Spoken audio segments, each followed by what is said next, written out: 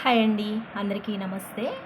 ఇక్కడ కనిపిస్తున్నది ఏంటంటే మన భూమి ఏ విధంగా పొల్యూట్ అవుతుందో అనేది ఒక ప్రాజెక్ట్ చేయటం జరిగింది. ఇది వచ్చేసి మన అంగన్వాడీ సెంటర్కి వచ్చే ఒక బాబు తల్లి, ఒక మదర్ చేశారన్నమాట. అంటే వాళ్ళ పాపకి స్కూల్లో ప్రాజెక్ట్ వర్క్ ఇస్తే అది చేశారు. అక్కడ చేసి చూపించి తీసుకొచ్చి మన అంగన్వాడీ సెంటర్కే ప్రజెంట్ చేశారన్నమాట. ఎందుకంటే ఇక్కడైతే జాగ్రత్తగా ఉంటుంది, అనేక మంది పిల్లలకి చూపిస్తామన్న ఉద్దేశంతో. చూడండి, ఇక్కడ వచ్చేసి ఎయిరు, వాటరు, ల్యాండు పొల్యూషన్ అన్నమాట. అంటే మన గాలి, నీరు, భూమి ఏ విధంగా పొల్యూట్ అయిపోతుందనేది ఈ ప్రాజెక్టు యొక్క ఉద్దేశము. అయితే చాలా కష్టపడి చేశారన్నమాట. చూడండి,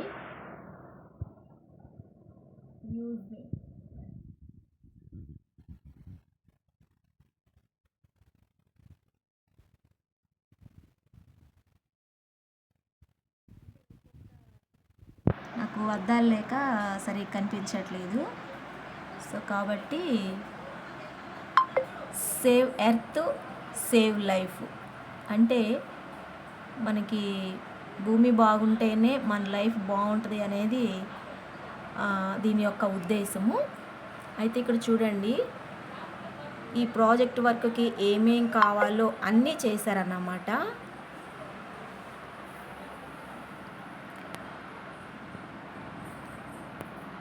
చూడండి, ఇక్కడ వచ్చేసి చాలా చాలా బ్యూటిఫుల్గా చేశారు. కొన్ని ఇక్కడ చూడండి, ఈ భూమి అయితే, ఈ చెట్లు ఉన్న భూమి అయితే ఎలా పగుళ్ళు వచ్చేసింది అనేది,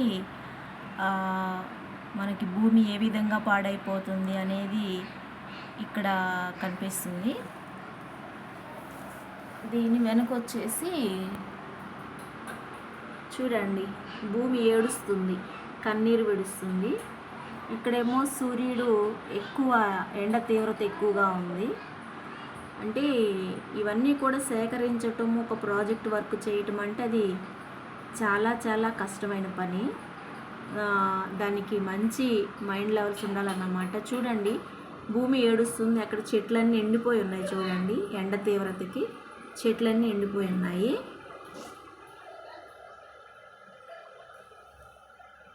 ఇదిగోండి, ఫస్ట్ వచ్చేసి ఇక్కడ యూజ్ డస్ట్బిన్స్ అన్నమాట. అంటే మనము చెత్తని ఎక్కడంటే అక్కడ వేయకూడదు అన్న ఒక ఉద్దేశంతో ఇక్కడ డస్ట్బిన్స్ అనేది ఏర్పాటు చేయడం జరిగిందన్నమాట. ఇవన్నీ కూడా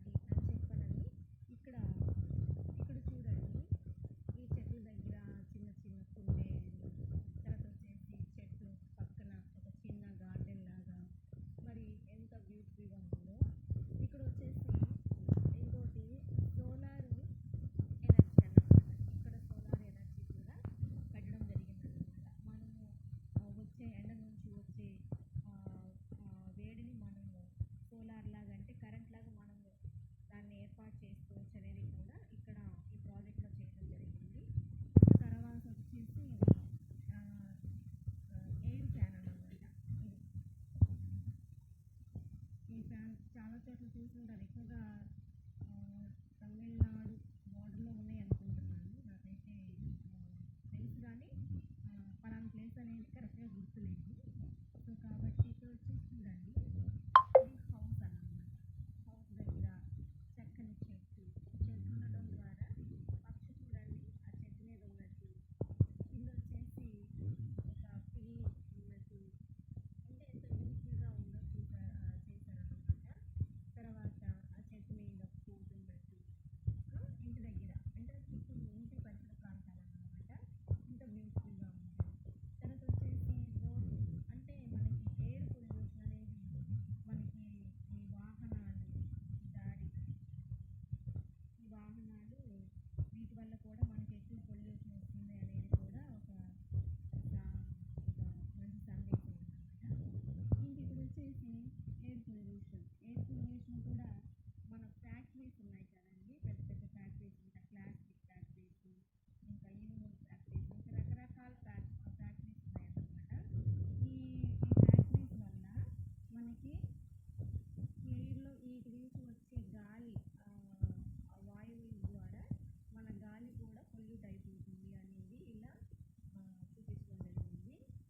తర్వాత వచ్చేసి ఇక్కడ చూడండి, ఈ ఫ్యాక్టరీల నుంచి వచ్చే ఈ వేస్ట్ వాటర్ కానీ, ఇక్కడ చూడండి పైప్ లైన్ పెట్టారు. వేస్ట్ వాటర్ అనేది కూడా ఇది ఎలా చేశారంటే ఒక మన నదిలోకి కానీ సముద్రాల్లోకి కానీ అలా మరి విడుదల చేయడం ద్వారా ఇక్కడ చూడండి వాటర్ పొల్యూషన్ అయిపోతుంది అన్నమాట. ఇక్కడేమో ఎయిర్ పొల్యూషన్ అయిపోతుంది ఈ పొగ ద్వారా. ఇక్కడ వచ్చేసి దాని నుంచి వచ్చే వ్యర్థ పదార్థాలు మరి ఈ నీటిలో, ఈ నదిలో కావచ్చు, సముద్రంలో కావచ్చు, ఇలా మనకి వాళ్ళు విడుదల చేయడం ద్వారా మరి ఇందులో ఉన్న చేపలు కానీ చనిపోవడం కానీ, దాంట్లో ఉన్న జీవరాశులు చనిపోవడం. తర్వాత ఈ సముద్రాల్లోకి ఈ ప్లాస్టిక్, ఇప్పుడు చాలామంది బీచ్కి వెళ్తారు, అక్కడే తింటారు, అక్కడే పడేస్తారు. నదుల దగ్గరికి వెళ్తారు, పూజలు చేస్తారు, కవర్లు తీసుకెళ్తారు, అన్ని అందులోనే వదిలేస్తారు. వాటి వల్ల ఈ బాటిల్స్, ప్లాస్టిక్ బాటిల్స్, తర్వాత ప్లాస్టిక్ ఇవి చూడండి కవర్స్, ఇప్పుడు పాలిథిన్ కవర్స్ ఎక్కువ వస్తున్నాయి కదా, వాటి వల్ల ఇలా వాటన్నీ పొల్యూట్ అయిపోవడం ద్వారా అందులో ఉండే జీవరాశులు, అంటే సముద్ర జలాల్లో ఉండే జీవరాశులు కూడా చనిపోతున్నాయి. ఒకవేళ అవి త్రాగునీరు అనుకోండి, తాగిన నీరు జంతువులు తాగడం వల్ల కూడా జంతువులు కూడా ఇక్కడ చనిపోతున్నాయి అనేది ఇక్కడ మనకి కనిపిస్తున్న ప్రాజెక్ట్ వర్క్ అన్నమాట. ఇంకోటి వచ్చేసి ల్యాండ్ పొల్యూషన్ అన్నమాట. ఇక్కడ వచ్చేసి ల్యాండ్ పొల్యూషన్ చూడండి, ఇక్కడ చెత్త చెదారము ఇవన్నీ కూడా ల్యాండ్ పొల్యూషన్ అన్నమాట. ఎక్కడ పడితే అక్కడ భూమికి ప్లాస్టిక్ కానీ ఏదైనా సరే చెత్త చెదారం అనేది మనం డస్ట్బిన్లు ఉపయోగించాలి. చెత్తను వేరు చేయాలి, అంటే ప్లాస్టిక్ని విడిగా చేయాలి, పాలిథిన్ కవర్స్ని విడిగా చేయాలి, మరి మంచి ఎరువుల్ని విడిగా చేయాలి అనేది ఇక్కడ వచ్చేసి ప్రాజెక్ట్ వర్క్ అన్నమాట. ఇక్కడ చూడండి చెరువుల్లోకి, చేపల చెరువుల్లోకి కనిపిస్తున్నాను. ఇక్కడ చేపల చెరువుల్లోకి చాలామంది ఇప్పుడు చికెను ఇంకా అవన్నీ కూడా కట్ చేసినవన్నీ కూడా వేస్ట్ తీసుకెళ్ళి దాంట్లో పడేయటం ద్వారా వాటికి కూడా చాలా చాలా రోగాలు వస్తాయన్నమాట. వాటి వల్ల కూడా అవి తినడం వల్ల కూడా మనుషులకి మళ్ళీ వైరస్లు వస్తాయి. అది ఒక పొల్యూషన్ అన్నమాట. ఇంకొకటి వచ్చేసి ఇక్కడ ప్రధానమైనది ఏంటంటే ఇక్కడ చూడండి చెట్లని నరకడం, చెట్లని లేకుండా చేయడం, అడవుల్ని లేకుండా చేయడం ద్వారా మరి ఈ కలప అనేది ఇలా ఇది వచ్చేసి కలపండి, ఈ దొంగలు అంటే చెట్లను కొట్టేస్తే వస్తాయి కదా, అవి మానులు అన్నమాట. మరి మానులు అంటారు, దొంగలు అంటారు, ఇవి కట్టెలు అంటారు. ఇవి కట్టెలు అయితే కాదు, పెద్ద పెద్ద మానులు అన్నమాట. చెట్లు పెద్ద పెద్ద చెట్లు ఉంటాయి కదా, అవి వాటి కాండాలు అన్నమాట. ఇవి కట్ చేస్తే వచ్చే కాండాలు అన్నమాట. ఇవి దొంగలు అంటారు, మానులు అంటారు అన్నమాట. కాబట్టి ఇలా చెట్లు లేకపోవడం ద్వారా మనకి పండ్లు రాకుండా పోతాయి. ఇలా మనకి అసలు ఏమీ ఉండవన్నమాట. ఇంకా ఈ చెట్లు నరకడం ద్వారా చాలామంది ఏం చేస్తున్నారంటే ఎక్కువగా చెట్లు ఆకులు రాలుతున్నాయి అని ఇంటి ముందు చెట్లను కొట్టేస్తున్నారు. ఇల్లు కట్టుకుంటా వేళ్ళు భూమిలోకి పాకుతున్నాయి అని చెప్పానని చెట్లని కొట్టేస్తున్నారు. సరే, ఒకవేళ మనకి ఇబ్బందిగా ఉన్న ప్లేస్‌లో చెట్లు కొట్టేసినా, మనకి ఖాళీగా ఉన్న రోడ్డు ప్లేసుల్లో గానీ, పొలాలు గట్లు గానీ మనము చెట్లను పెంచాలి అనేది ఆహ్, మనకి మనకి చేయడం ద్వారా చాలా మంచిదన్నమాట. చెట్లను నరికేస్తే మనకు ఆక్సిజను మన ప్రాణాన్ని మనమే తీసుకున్నట్టుంటది. మనకి మనము పోయినసారి కోవిడ్ టైంలో ఎంతమంది ఆక్సిజన్ సిలిండర్లు ఎంత అమ్మారో అనేది చాలా మందికి తెలుసు. సో, కాబట్టి చెట్లను మనం నరకడం ద్వారా మెయిన్ ఎక్కువగా ఎయిర్ పొల్యూషన్ కూడా, మరి వాటర్ పొల్యూషన్ కూడా అవ్వడానికి, ల్యాండ్ పాడైపోవడానికి కారణం కూడా ఎక్కువగా చెట్లు లేకపోవడమే. చెట్లు లేకపోతే చెట్లు చెడు గాలిని పీల్చుకొని మంచి గాలిని మనకి అందిస్తాయన్నమాట. కాబట్టి మనము చెట్లు మనకి ఇన్ని విధాలుగా ఉపయోగపడుతున్న చెట్లని మనము నరికేస్తున్నాము. మనం అందరం చెప్పుకుంటున్నాం చెట్లను పెంచండి, చెట్లను పెంచండి, చెట్లను పెంచండి అని. పెంచేదెవరు? ఇప్పుడు ప్రభుత్వాలు దాన్ని ఒక ఉద్యమంగా తీసుకోవాలి. తర్వాత స్వచ్ఛంద సేవా సంస్థలు ఒక ఉద్యమంగా తీసుకోవాలి. అలాగే ప్రతి ఒక్క వ్యక్తి కూడా నా ఇంటి ముందు చెట్లుండాలి, నా ఇంట్లో చెట్లుండాలి అనేది ప్రతి ఒక్కరు కూడా తెలుసుకోగలగాలి. కానీ అందరూ చెప్తారు. ఇప్పుడు సొంతిల్లు ఉన్న వాళ్ళు చెట్లను పెంచట్లేదు. అద్దెల్లు ఉన్న వాళ్ళు ఎలా పెంచుతారండి? వాళ్ళకి అవకాశం ఉండదు కదా. కనీసం సొంత భూమి, సొంత ల్యాండు, ఎకరెకరాలు ఉన్న వాళ్ళు కూడా మరి ఆ పనిని ఉపయోగించట్లేదు. చాలామంది మరి ఇప్పుడు మనము మన భావితరానికి చెట్లను కానీ మనం అందించకపోతే భూమిలో ఉన్న నీటి నిల్వలు వెళ్ళిపోతాయి.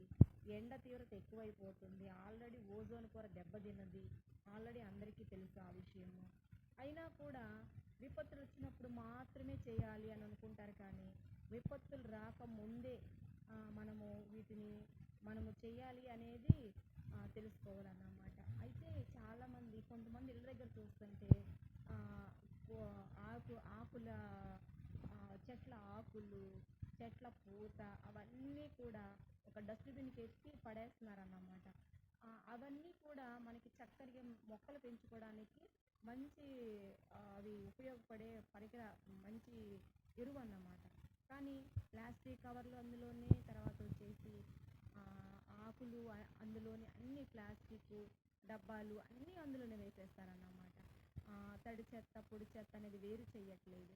నిజంగా మనం ఒక అవేర్నెస్ లాగా ఏదో హడావిడిగా కాకుండా, ఎందుకంటే మనం ఒక వర్క్ చేస్తున్నప్పుడు ప్రతిరోజు మీటింగ్ రమ్మంటే ఎవ్వరు రారండి.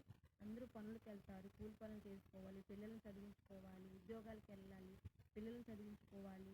మరి ఇలాంటి ఉన్న పరిస్థితుల్లో ప్రతిరోజు మీటింగ్లు పెడితే ఎవరు రారు. ఏదో ఒక రోజు, అది కూడా అందరూ ఉన్న టైంలో, అది ఒక నైటో లేదంటే ఏదైనా పండగ రోజు లేదన్నా ఒక ఆదివారమో ఏదైనా కానీ మనము దాన్ని ఎంచుకొని మరి ఎవరికి వారంగా, అంటే ఇండివిజువల్గా కాకుండా మనకు తెలిసిన ఫ్రెండ్స్ని 10 మందిని గ్యాదర్ చేసి మరి మన చుట్టుపక్కల ఉన్న వారికి మనము ఇలాంటి అవేర్నెస్ కానీ ఇవ్వగలిగితే, మరి ముఖ్యంగా రాబోయే తరానికి మనం ఇలాంటి అవేర్నెస్ ఇవ్వగలిగితే మరి చాలా చాలా మంచి భావితరాలకి మనము అందించిన వారం అవుతాం. ముఖ్యంగా గాలి లేకుండా పోయింది. ఇప్పుడే ఎండ తీవ్రతలు ఎక్కువైపోతున్నాయి. ఇదివరకు వర్షాలు పడితే కేవలం వర్షమే పడేది, కానీ ఇప్పుడు పిడుగులు కూడా పడుతున్నాయి అన్నమాట. కాబట్టి మనము ఈ భూగర్భ జలాలు కూడా బాగా ఎండిపోతున్నాయి. ఈ భూగర్భ జలాలు ఎండిపోకుండా ఉండాలంటే ఏం చేయాలి? ఎక్కువ మంది బోర్లు వేసేసుకుంటున్నారు. బోర్లు వేసుకున్నప్పుడు దాని నీటి నిల్వలు వర్షపు నీటిని నింపే మరి ఇంకుడు గుంటలను కూడా మనం ఏర్పాటు చేసుకోవాలన్నమాట. చాలామందికి తెలుసు కానీ పాటించడం తక్కువైపోయింది. అందరికీ తెలుసు విషయం, కానీ దాన్ని పాటించే వాళ్ళు తక్కువైపోతున్నారు. కాబట్టి ఇంకుడు గుంటలు అంటే ఏందో ఇస్తున్నారు, నాలుగు వరలు ఇచ్చి ఏదో కొద్ది రాళ్ళు ఇస్తున్నారు. అది ఎలా ఇంకుడు గుంట అవుతుంది? మరి దానికి ఒక మెజర్మెంట్ ఉంటుంది. ఇంత లోతు ఉండాలి, 10 అడుగుల లోతు ఉండాలి, 10 అడుగులు వెడల్పు ఉండాలి అనేది. దానికి చుట్టూ మనం కింద వేసే మరి కంకర కానీ, మరి చిన్న ఇసుక కానీ, తర్వాత ఇటుక పొడి కానీ, ఇలాంటివన్నీ కూడా వాటిని స్టోర్ చేయాలి అనేది అందరికి తెలియచేయాలన్నమాట. ఏదో హడావుడిగా 4 రాళ్ళు ఇచ్చేసి మీరు ఫోటోలు తీసేసుకొని చేయడం ద్వారా అలా కాకుండా మరి ఇలాంటి ఈ ప్రాజెక్టు చేసింది సంధ్యారాణి గారు. థ్యాంక్స్ సంధ్య గారు. ఈ ప్రాజెక్టు జాన్వి చేశారు, సెకండ్ క్లాస్ అన్నమాట. సో కాబట్టి మరి ఇది చేసిన సంధ్యకి థ్యాంక్స్ చెప్తున్నాను. ఇలాంటి ప్రాజెక్టులు మీ పిల్లలకు కూడా చేయాలని తెలియజేస్తున్నాను. థ్యాంక్ యూ అండి అందరికీ.